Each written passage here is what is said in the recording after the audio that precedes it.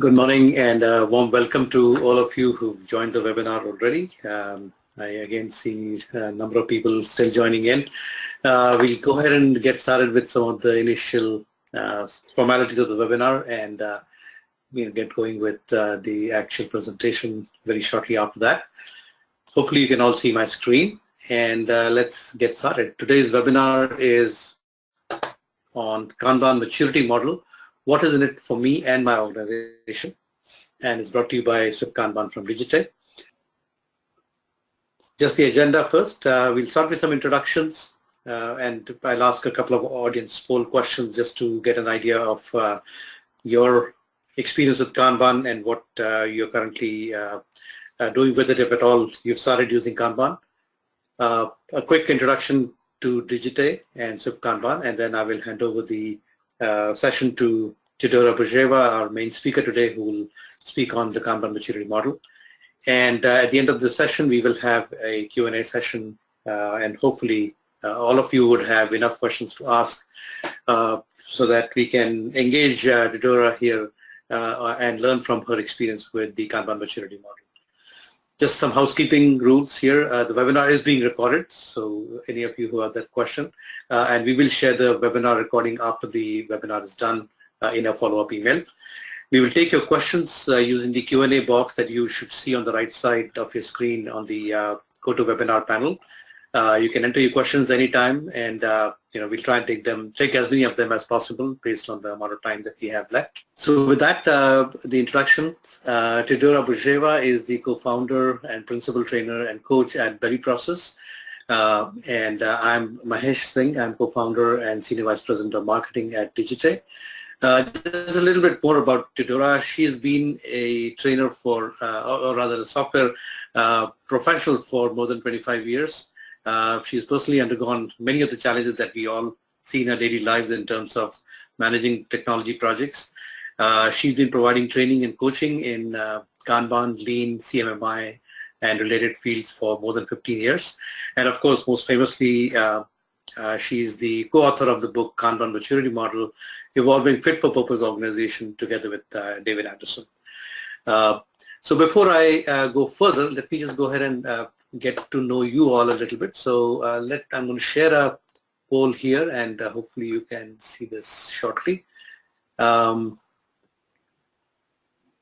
firstly, I'd like to know what is the extent of Kanban implementation in your organization. Typically, many of the people who join us, have already been working with Kanban, and many of you are just getting started. So we'd like to know a little bit about, what is your extent of usage of Kanban currently, if at all, or if you plan to start, etc. So I'll give you a couple of more seconds here to respond to the question. And all right, so let us go ahead and close the poll now. We have enough responses, and let me share the results of that. So as you can see here, quite a few, 1/3 of you have not yet started using Kanban. So hopefully today's webinar is of tremendous value to you in terms of helping you decide whether you should start Kanban or not. Majority of the people seem to have some amount of Kanban implementation in your own function, in your own department. And of course, many of you have, about 25% have multiple teams and multiple functions around the organization. And very impressively, 4% of you have actually got Kanban in all of your organizations. So that's really great. Great. So let me get back to my session, and I'll come back with another question a little bit later. So let's go ahead and get back to the session. So quick word about Digite and Swift Kanban. We, of course, have been a pioneer in the web-based collaborative product solutions for geographically distributed teams in the space of Lean Kanban, Agile application lifecycle management, and project portfolio management. We are headquartered in Cupertino, California, which is where I'm based. We have customers and users around the world. And of course, Swift Kanban is our flagship Lean Kanban product that's been around since 2011 timeframe. We got a wide range of usage of Swift Kanban. Of course, a predominant usage is in the area of software development, IT, and DevOps. Most companies start there and then they move on to other functions as well. And one of the key things that we provide is a tremendous capability in portfolio and enterprise Kanban using our ESP module that is part of our Swift Kanban capability that we offer. And as you can see here, we have a number of very powerful capabilities in terms of analytics, in terms of modeling a portfolio that you can do with portfolio Kanban. Like I was saying, that you also see a lot of people outside of IT and software using Kanban and Swift Kanban, especially in areas such as marketing, HR, procurement, legal, etc. And then we have a fairly significant number of people who use it for personal Kanban, and here we have a template about planning your Thanksgiving party or any other personal users of Kanban. One of the key things that Swift Kanban is very popular for is its capabilities in terms of analytics and metrics. We provide a lot of the capabilities that the Kanban method talks about, and so if you're interested, you could certainly take a look at that.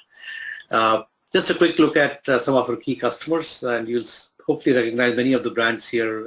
We have some very large companies using our products, and also some very small companies and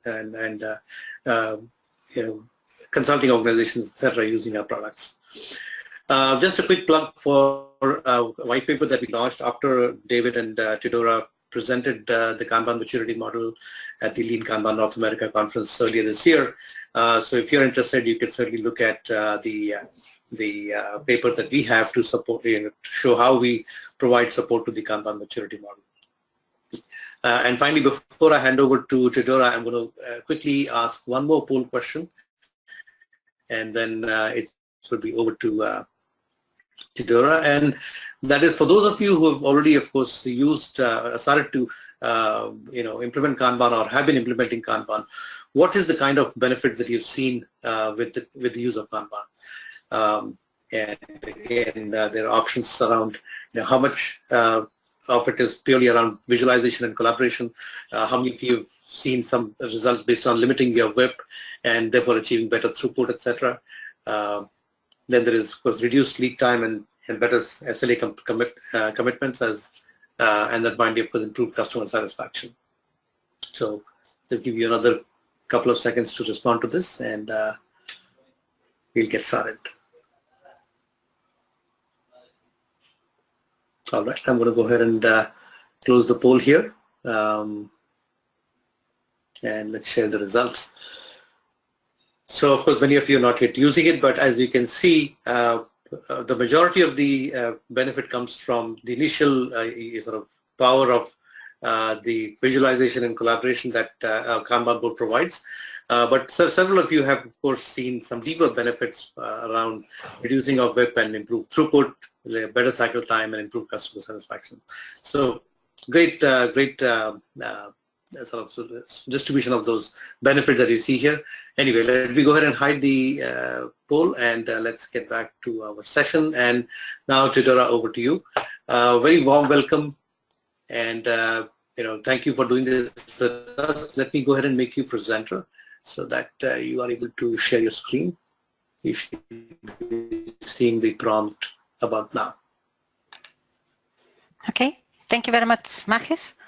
Do you see my screen now? Right now, okay, there it is. Yep, I can see it. Okay. Thank you very much. Thank you very much, Digite, for inviting me for this webinar. It was a great idea to make this post in the beginning of the session because, well, I have a better idea of the context and what the level of usage of Kanban is in this audience. And I hope that at the end of the session, you all will be able to, you will get some better ideas about how to use Kanban better in your organization and obtain better results. Okay, let me see. Do you see the next slide? I will not going to ask this question anymore, but just to make sure that you see it. Okay, so the principal website for the Kanban Maturity Model and the source of information about the model is this one which you see on the screen, www.kanbanmaturitymodel.com. And on this website, you can also download visual materials like the posters which you are going to see in the presentation, chapter 2 from the book, and also another visual material, an image which summarizes the model. So I think it's useful. And David and I are quite busy now with developing training materials, we will start publishing more information about the Kanban Maturity Model on this website in particular. Okay, the presentation today is mainly about Kanban coaches, Agile coaches who help organizations to develop their agility. It is also about project managers, project responsible, directors of services who are interested in practices about how to manage better the work that they're managed. And also the presentation will have some information about business owners, be it in understanding what the Kanban maturity model would bring to their organization, what kind of benefits they can expect, and what kind of steps they have to carry out in order to achieve those benefits. Okay. For all these three profiles, the Kanban maturity model is a guide for doing their daily work. It's a guide for the coaches, it's a guide for the project and service managers, and it's also a kind of guide or kind of roadmap for the business owners. It is focused, the Kanban maturity model is focused, it was too quick. The Kanban maturity model is focused on practices about managing work, and also about practices that develop the culture of collaboration, transparency, focus on customer service, and business agility. So the model describes levels of organizational maturity. Okay, it's not Kanban maturity levels, but we have named it Kanban maturity model because we use extensively the Kanban method as a basis for the entire model. Okay. I think this is the poster which summarizes best the model, because what we see here is a brief descriptions of all the maturity level, organizational maturity levels, and I'm going to describe them one by one now. And on the top, horizontally, we see the 6 Kanban practices from the method which you all know. And in the area under the general practices, you can see the specific practices that describe how a certain general practice can be implemented in an organization with a certain profile which corresponds to the maturity, organizational maturity level. Okay. So this is the area which describes all the specific practices, and these are all practices related to managing work, managing business. So all project managers and service managers can take advantage of having good descriptions with good examples in the book of all these practices. This other area describes practices and values that enable the implementation of the specific Kanban practices, and that also facilitate the development of the culture of transparency, collaboration, and customer focus and business orientation. So these both practices, Kanban practices and Kanban values work in both directions. The values enable the practice implementations, and the practices facilitate the creation of this agile culture, which we aspire in lots of organizations. And this left-hand side part of the poster is mainly about the benefits which we develop at each level in the organizations from business point of view. And we have also included mappings to some models which we see most often in the organization, like Lean or Toyota Production Systems, or real world risk model. Okay, and on the left-hand side in the column scale, you can see the extent, the scale to which we apply these practices in the organization. But now we are going to see each one of the levels one by one, and you will get it clearer. Okay, so we start with level 0. Level 0 it's hardly organizational maturity level, because at this level we only talk about individual managing work at an individual level. At this level, individuals are mainly oblivious to the need of processes and policies. They are simply interested in coping with the high workload they have. Typically, they suffer from overburdening, but they are very much committed to achieve the results for their customers and deliver good results. That's why, as for example, as implementation of Kanban boards, we typically see a personal Kanban board. Typically, persons at this level do not need any special tools for organizing their work, just some post-its and physical board, or just some drawings on a piece of paper are enough. Yeah, that's individual level. You can see it if you see my mouse here on the right. You see the level of this level of organizational maturity. Okay, you will see also on the left-hand side that at this level the organization is fragile. Why fragile? Because typically all the outcome at the business level depends on the individual skills and on the individual's capability to organize their works. So it's very easy to get out of control, and lots of unexpected events in the environment of these individuals might cause problems to them. Okay. Problems to meet the business results. Maturity level 1. At this level, we go out from the area of individual work, and although you don't see it very clearly here, but you will see it afterwards on the poster, we enter in the zone of teamwork.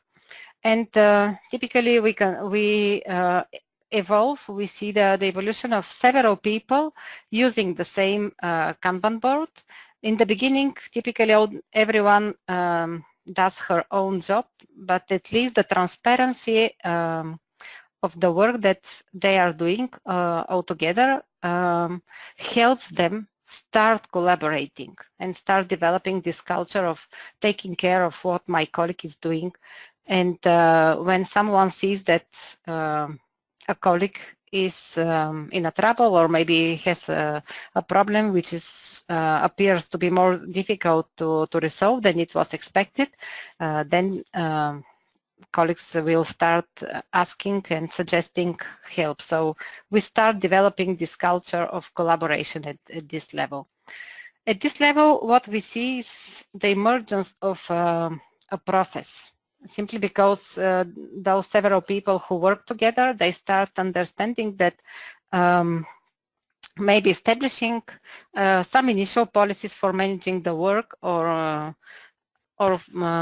for collaborating will be helpful, and that's how the initial processes start emerging at this level. Still, the business outcome from this, let's say, initial form of a team depends on the capabilities of each one of the individuals, but yet it's quite better than each one working on himself.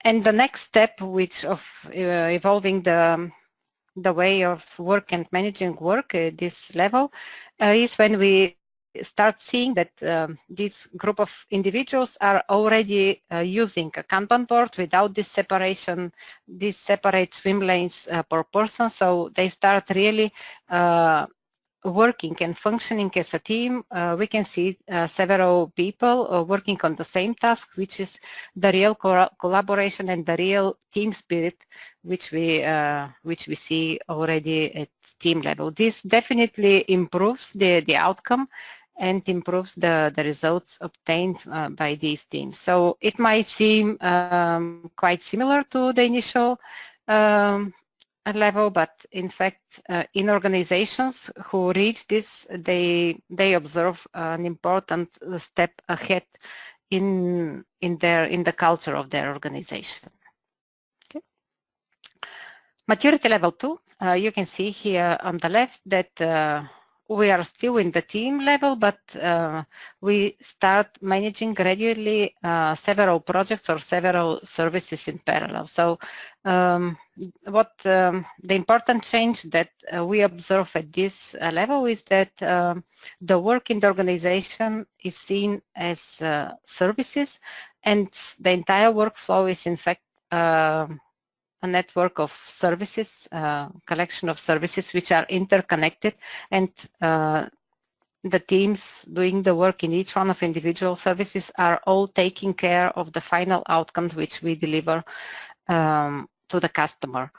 There is a strong focus on managing flow at this level of the organization, and the processes, of course, are more consistent. The policies for managing the work across the entire workflow and the policies for making decisions about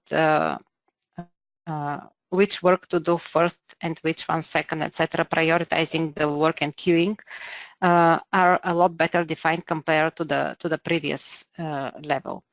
Still, the outcome from the workflow might not be consistent every time, and the reason for this is that although we see quite an improvement at team level, at level of managing individual services, between the services we might see larger queues of work, or maybe the work between the services is not balanced yet, and therefore the outcome is still variable. Therefore, from the customer perspective, we could still see or get some feedback that the service is not very much reliable, and there is variability in delivering the right results.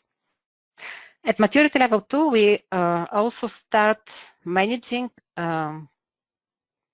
in a quite consistent manner several projects, and we observe what is the progress of each one of the projects or services. The metrics are better focused on managing the workflow, although maybe not all of the metrics will be focused on satisfying customer expectations. Okay. At maturity level 3, this is my favorite maturity level for now, is when we see already a consistent process for managing the entire workflow from end to end, including managing the upstream part of the workflow, managing downstream part of the workflow, of course. The organizations consider and manage correctly the options that have to be analyzed before the commitment point for the delivery Kanban board. They apply correctly the triage disciplines. They have learned how to manage dependencies between services. Even classes of services are introduced. The metrics are focused already on satisfying the customer expectations, and in fact these metrics are which drive the improvement of the workflow and the service to the customers. The outcome from the services is consistent, and the customer feedback confirms this, that the service really meets their expectations. So therefore, at this level, we say that the service is fit for purpose. At this level, you can see here, we already see resilient organizations. This means that this is an organization which can react appropriately in case of some unexpected events occur in their business environment, and they can take appropriate actions which will not have to avoid some severe impact on their business. The focus of this maturity level is on achieving a balanced workflow, balance between the demand and the capability of the organization. That's why here on the right, under the lean title in this column, you see the correspondence to the MORA. Okay. Also, this level, this maturity level, we start conducting correctly the service delivery reviews in the organization. So this is what we observe in the organizations, which facilitates the escalation or the usage of Kanban at higher level, not only at team and delivery level of services. Okay. Then maturity level 4. At this maturity level, the service is fit for purpose routinely, and what we start doing is looking inside the organization and finding and identifying ways about how to introduce the workflow in order to make the entire service economically better from the business perspective, from the perspective of the stakeholders. Therefore, we get deeper into understanding the workflow quantitatively, and we also develop the capabilities of understanding the risks and using this knowledge for correct risk hedging. At this level, we already developed the capabilities of the organization to manage successfully resources among different services, and in fact, this is what allows the organization to respond successfully to changing demand. That's why we see from the business perspective, we see a robust organization, and also this allows us to focus more on eliminating waste in the processes. Okay, in the earlier maturity levels, it would be still too early to start working on eliminating waste in the processes. Okay. At maturity level 4, we also, the organizations are already prepared for conducting operations reviews and risk reviews. I wouldn't say that organizations at the lower maturity levels cannot do operations review or risk reviews. Simply these reviews would have lower maturity levels because simply the organization would not be prepared and would not have the right data and well analyzed data for conducting these reviews effectively. Okay. Maturity level 5 is the logical continuation of maturity level 4, and it's focused on developing the Kaizen culture in the organization, enabling that all the people in the organization are effectively involved in continuous improvement of the processes of the organization and improving the efficiency of the workflow. We continue improving the results from business perspective, and therefore we start observing a robust to anti-fragile business.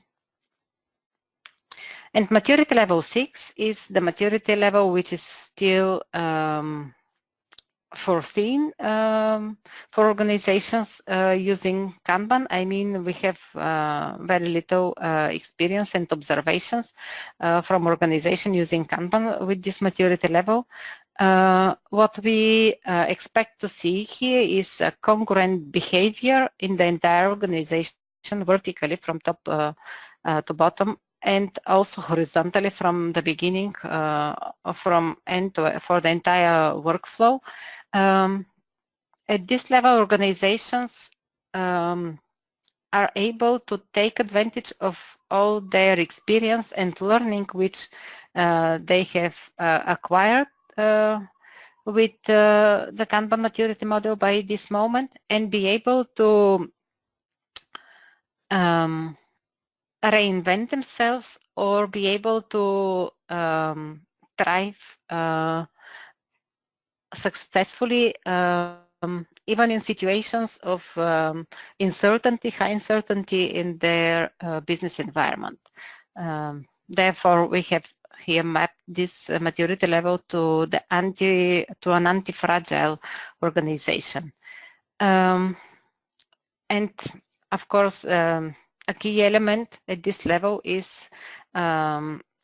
developing a strategy review periodically focused on reviewing the strategy of the organization. Again, the fact that the strategy review appears at maturity level 6 doesn't mean that organizations do not do strategy reviews before on lower levels. However, we see that the organizations are best prepared for making these reviews successfully at maturity level 6. Okay. Any questions by now? Or we can continue with how we use the model for each one of the profiles.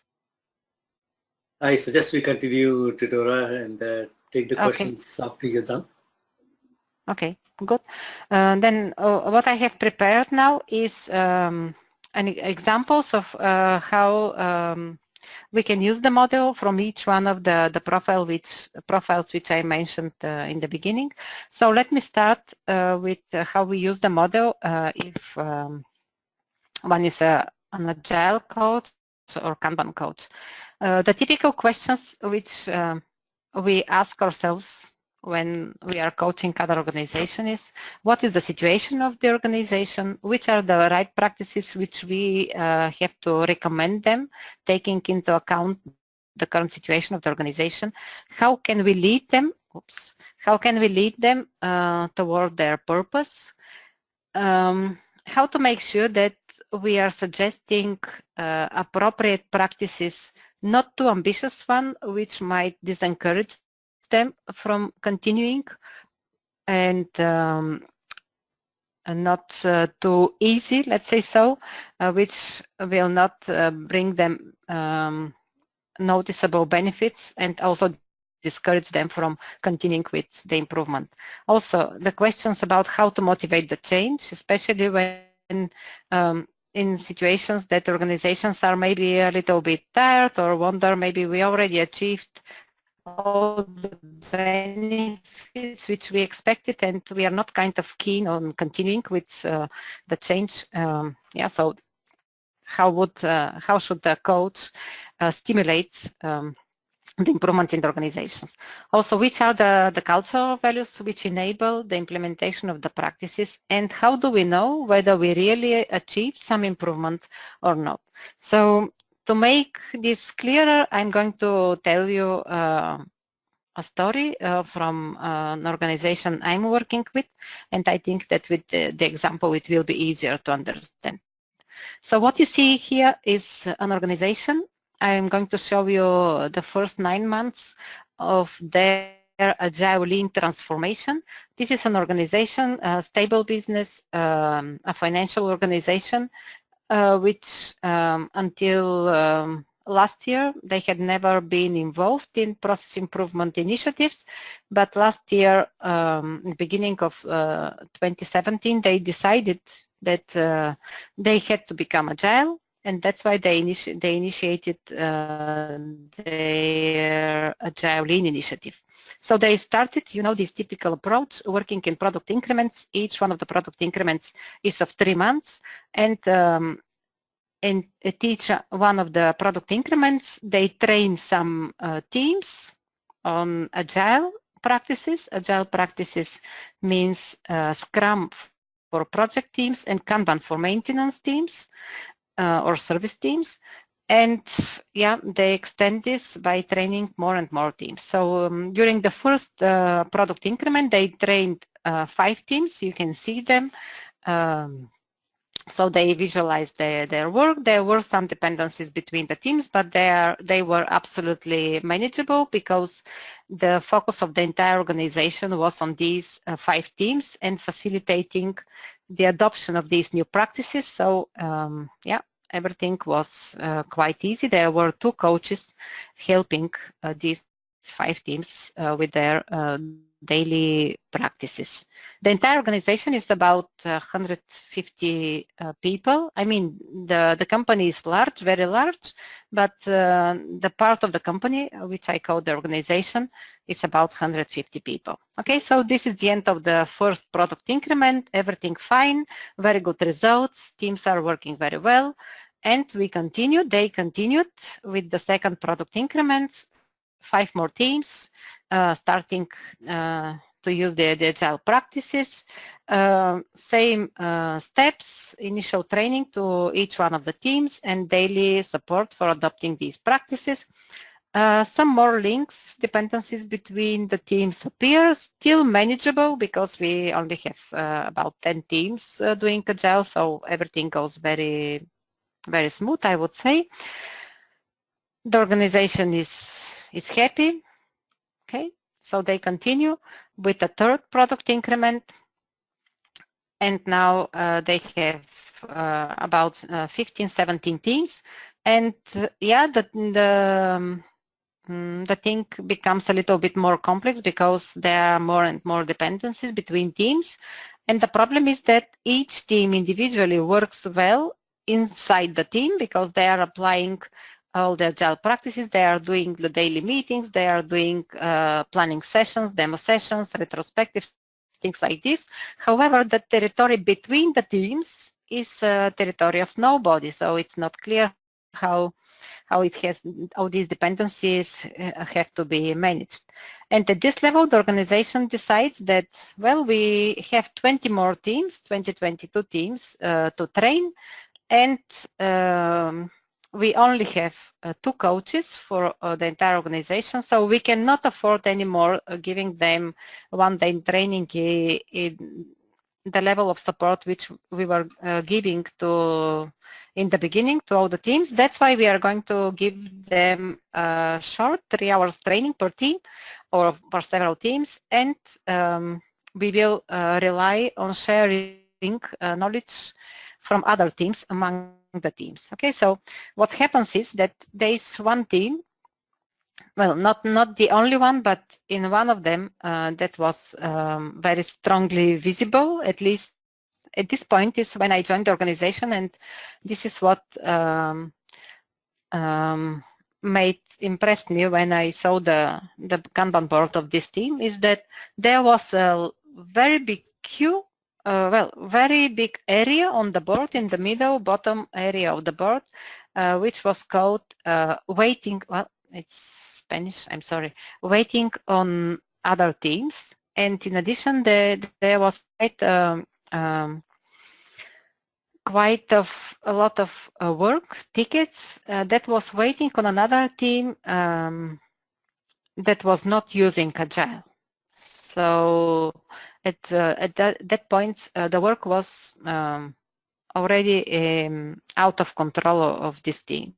Okay, and the waitings on other teams was not visualized on the other boards because that was not expected, because the method did not prescribe any visualizations of waitings on the boards of the other teams. Okay, so from one side, all the teams were already using Agile practices. So the idea of the organization was to stop with the support to these teams because they already know how to do daily meetings and all the rest of the ceremonies. But the question to me was, is this organization Agile? So if we have a look at the organization from inside, at this point they made a very important restructuring of the entire organization, and they decided that the basic unit of the organization should be the team. Here where you see equipo, it means team in Spanish. And each team had different people from with different specialties. So all the teams were multidisciplinary teams, and that was an important change in the structure of the organization, because the previous structure was based precisely on we had departments of people with the same speciality qualification, and now the managers of these departments continued to be managers of the qualification, but not really of the department. So they did not have their teams anymore. They're a group of people. What does it mean to the team? In lots of cases, the teams were dependent on different experts in these domains, and in addition, the role of project responsible was introduced. So it happens that the teams were depending on their domain experts, the corresponding domain experts, plus the responsible for each one of the projects. And there was another role introduced, which is the staffer. And the staffer is the person, the responsible, who is responsible for managing the human resources among all the projects. Okay, so you can get an idea how the projects had to be managed in such a situation. So if you look at how the work is managed, not how the people are managed in this organization, we started observing that there is a lack of visibility of the status of work at the level of multiple projects and services.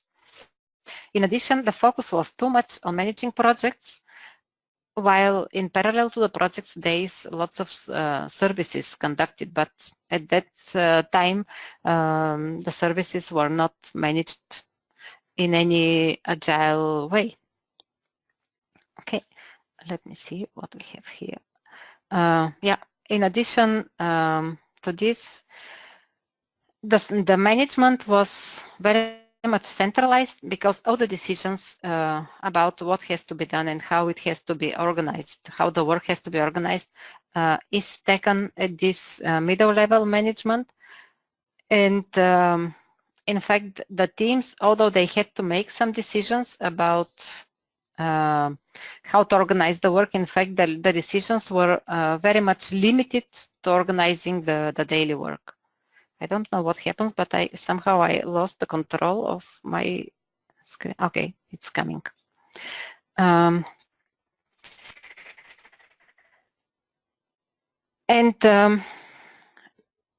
We started observing that the criteria for decision making and for prioritizing work at this middle level management were not unified, and that's why yeah, at team level sometimes it was difficult to make decisions about who do we have to pay more attention to from all of the managers. All these things led to mutual blockages of work and waiting in the workflow. In fact, there was no focus on flow, because this concept was not introduced at the Agile training, so there was no ideas of how to go out from this situation. So as a coach, how can we use the Kanban Maturity Model in order to understand what is the situation and what we can suggest to this organization in order to take them out of this situation and make them evolve further? Okay, so if we would like to see on the model what is their current situation. So what you can see is that we talk a lot about team. We can see that there is a visualization of the work only at team level, not only team level of projects, almost for some services, but very few services were using the Agile practices for visualizing the work. they are doing the Kanban meeting, the daily meetings, but little more than this. So if we want to make them improve further, you will see that maturity level 2 would suggest to focus them on delivering work and managing flow. However, what happened to me is that when I started talking about flow, I somehow saw very little interest in this concept. So my approach was to focus them on achieving an agreement that we want to deliver good services to the customer, and this means we have to understand what happens to our work items and to our projects and services, and focus on how we can ensure that this delivery of the results to the customer occurs in a faster way. Okay, and we want to strengthen the culture of who we are as an organization, as a collection, as a sequence of services which we deliver to the customer, instead of only observing and managing the teams at only team level.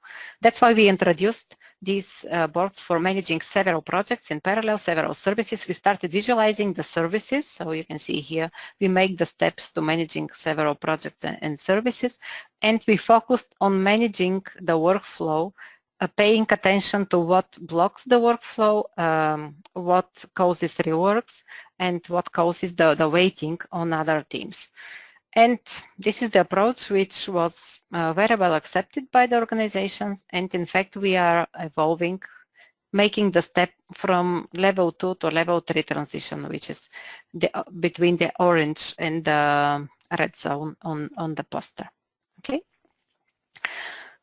From the perspective of a project or service manager, in fact, all the questions which are interesting for this profile is what is the status of my project or service, what delays us, what can we do in order to ensure that we deliver on time, what are the risks. So related to all these, related to the answers of all these questions, in fact, we have the entire zone, the center of the poster, because under each one of the general practices, we have the titles, but in the book we have the descriptions of the practices, how we can apply each one of these general practices once we know, we understand which is the profile of the organization we work with.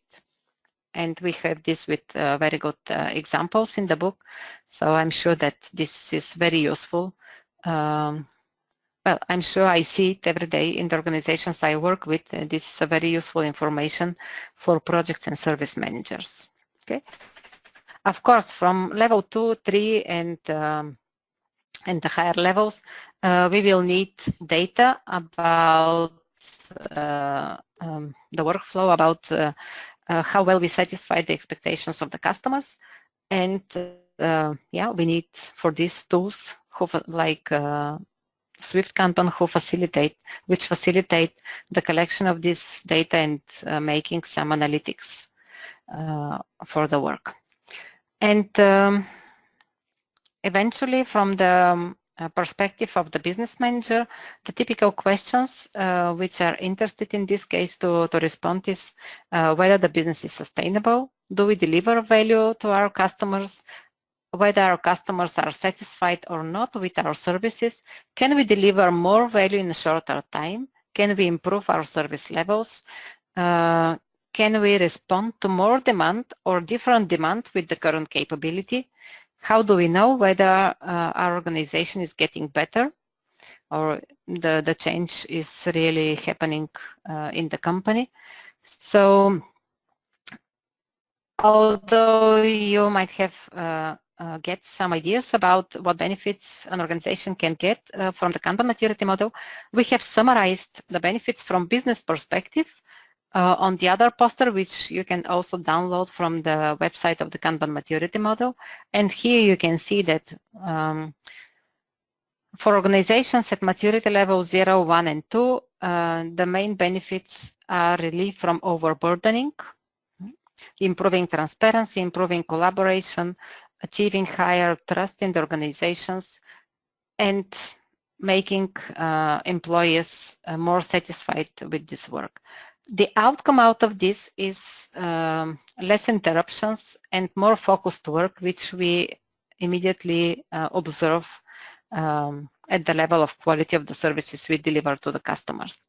Level 3 is mainly focused on delivering on customer expectations, developing a fit-for-purpose organization. Then we are focused on improving lead time, ensuring fast and smooth flow, ensuring predictability, establishing service level agreements, and at this level we start observing that the customers are satisfied with the services we are delivering.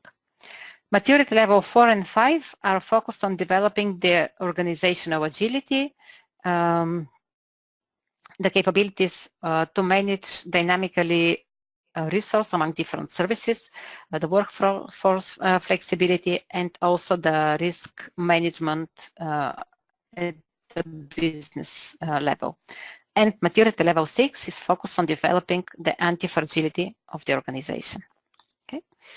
So, in summary, the Kanban Maturity Model is a model which helps organizations evolve their organizational agility, develop organizations that are fit for purpose and even fitter at level 4 and 5 and fittest at level 6.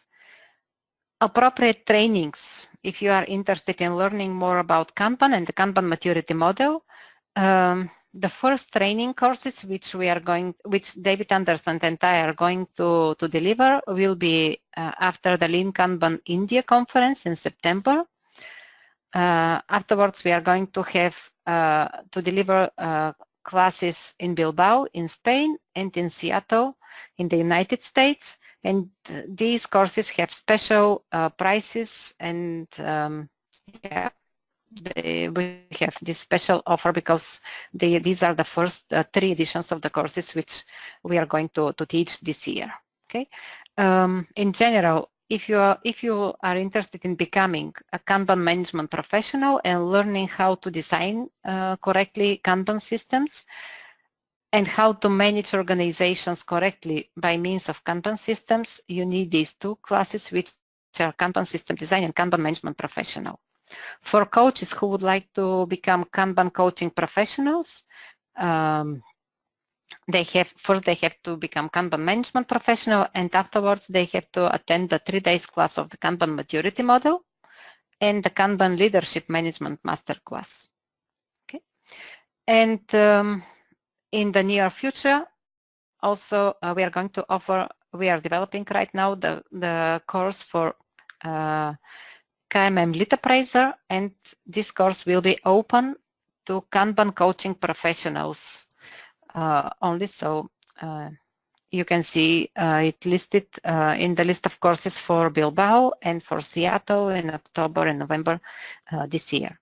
Okay, so thank you very much about attending this this webinar, and I would like that we stop here, and maybe if you have questions, this would be the most appropriate slide, maybe. Great, thank you, Teodora. Great session, and we do have some time for questions. So I'd like to invite the audience for any questions that you might have to use the questions panel on the right side, and ask any questions that you have of Teodora.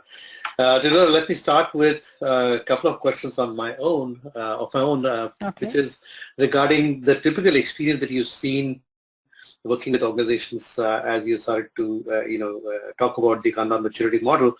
And I'm sure many people might have a question that where do most organizations, when they start with Kanban, where do you think they are? Are they typically at a level 0 or 1? Is that this normal expectation? Based on my experience, Okay, I don't know about other coaches, but what I see, organizations typically start with Kanban when they are at level 2 transition. I mean, they have they already have some experience with some agile practices at team level, and typically they reach the point when they ask, okay, now we have several teams in the organization doing Kanban or doing another agile method, and how can we extend these practices at organizational level. So typically I see that organizations become interested in learning more about Kanban and getting better in agility, achieving better agility when they reach this point. I see. Okay. Which is very important because, well, just a point within parentheses, very important about tool selection, because when organizations make some decisions about tools, they, well, quite often they think only about tools that satisfy the needs at team level, and afterwards they start realizing that they need good data, they need functionality for analyzing this data. So all these aspects are important to think about in the beginning when selecting tools. So Swift Kanban is really a good tool to consider if they are serious about developing the agility of their organization. Thank you, Teodora, for mentioning that. We should make sure that we train our sales teams to also talk about it in exactly those terms. But I think it makes a lot of sense as people start to move out of their own co-located presence, whether themselves or their teams who might be in the same office or the same building, and as they start to collaborate with people outside of their immediate periphery, they start to, of course, look for the kind of help that they need with tools that tools like Swift Kanban can help them with. There was a question that came early on in the session, and that was about the phrase that you used, fit for purpose.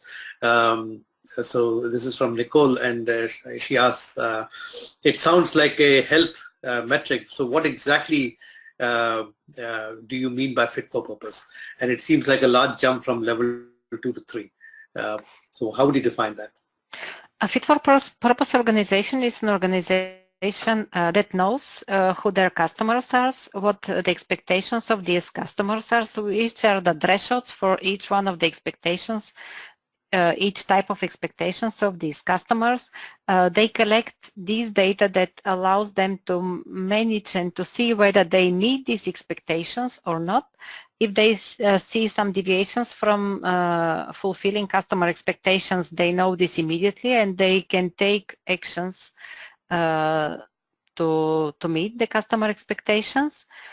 And a fit-for-purpose organizations use this knowledge about the customers and their expectations and this quantitative understanding of meeting these expectations in order to evolve the development of their products, services, and service delivery. So yeah, I would say this is the definition of the fit-for-purpose organization. So know your customer, know what you deliver, what kind of product, what kind of services, how they are designed, how they are delivered, the expectations of your customers, the thresholds, and whether you meet them or not. And these are in fact the key process indicators. Absolutely. And which we use at business level. Yep.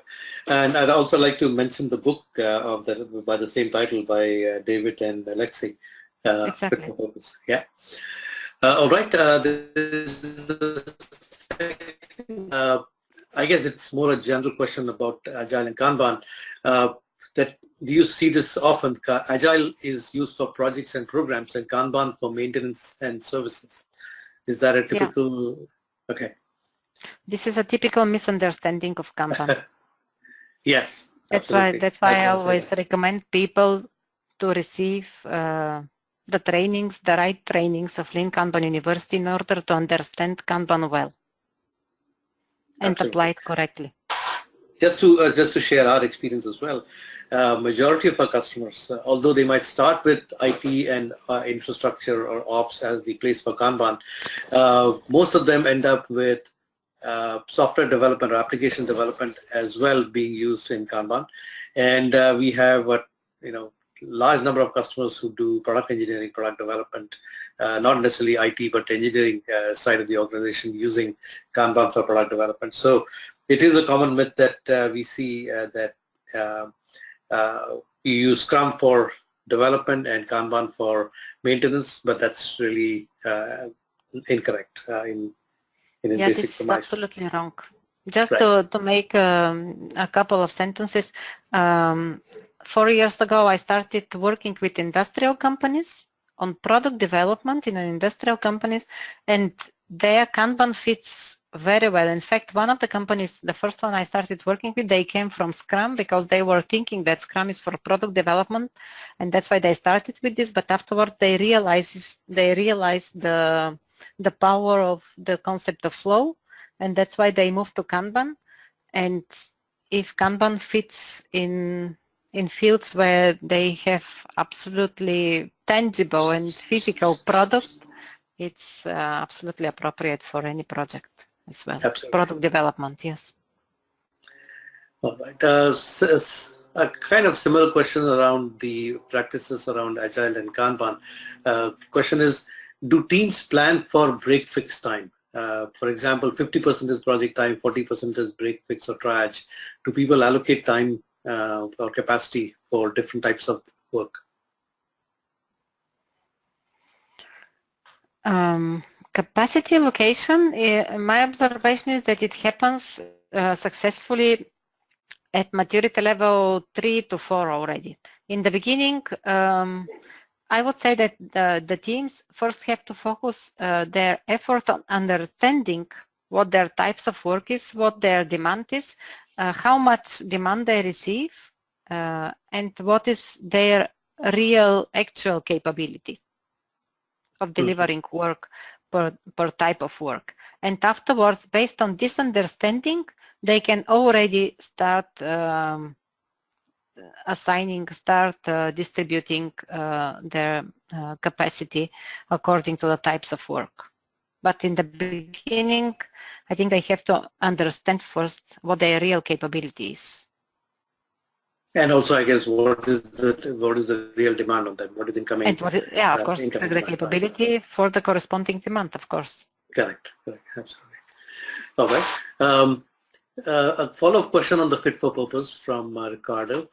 He says agree that knowing fit for purpose must help a lot on improving delivery. However, what to do when some prerequisites are due by customer, I guess defined by customer. In other words, how to manage those in an agile environment, because customer is not part of the team or flow, and still its input can accelerate or stop the entire agile work. Not sure I fully understand the question, but I guess the question is, if the customer is not involved in the definition of fit for purpose, how do you manage? If the customer is not involved in the definition of fit for purpose, so does this mean that we do not understand what the customer asks for? For sure, we understand what the customer asks for. Maybe we have a limited understanding of what the thresholds are of the customer. The customer's thresholds are for being satisfied or not with the service, but at least we can, if we cannot make kind of a survey to understand this from customer perspective, when we are delivering some results, being project or service, at least we can observe how much requests or rework we get back, or how many bugs we have, and this could give us an idea whether we satisfy the customer expectations or not. But somehow the customer is always involved. Maybe the customer is not that much involved in designing and delivering the product or the services, but at the end the customer always accepts the product or the service. So for sure, we should get some feedback based on this. Absolutely. And I'm not sure if I understood correctly the question. I think you kind of addressed it. And let me also relate it to our experience. We are a product company, and we deploy our Kanban product, for example, on the cloud. And our release cycle is somewhere in the 4 to 6 week range. Every 4 to 6 weeks, we deploy new releases where customers either get to see new features or they might see fixes to issues that they may have reported. And even though they are not part of our product development Kanban board, they're not part of the workflow, surely as they consume these features, or as they don't consume the feature, we have enough tooling built into the system to know whether something that we launched as a new feature is being actually used by customers or not. So both as a combination of tooling that we provide to monitor our product usage, as well as direct feedback from the customers, whether they like something, didn't like something, or they found a defect, they become, you're right, they become part of the workflow. Yeah. So let me ask another question, which I'd heard at the Lean Kanban North America as well. Is it desirable for a company to be at the highest level of Kanban maturity of the KMM framework? Or is there a correlation between the size of the company and the level that is desired? Do you see that, or do you hear that question? No. There is no correlation between the size of the company and the maturity level, and there is no good or bad maturity level. The organization has to decide. Once they understand what their current situation is, they have to decide what kind of improvement they want to achieve and which is the limit or the stage they wish to achieve. So it's up to them. It depends on what their business is. It depends on the expectations of their customers. And it depends, on their culture. So no, I wouldn't say that a certain maturity level as a number has to be an objective for any organization. No. They have to understand their current situation, and they have to understand what their purpose is. And afterwards, the Kanban Maturity Model will suggest them appropriate practices for achieving this purpose. And that's how they have to use it. But it's up to them to decide where they want to go. For example, this organization which I was presenting, they told me in the very beginning, we want to achieve maturity level 3, and with this we will be absolutely happy. So, yeah. And so is that where they have reached and in a way stopped doing things to go beyond, or they're still in the journey, I guess?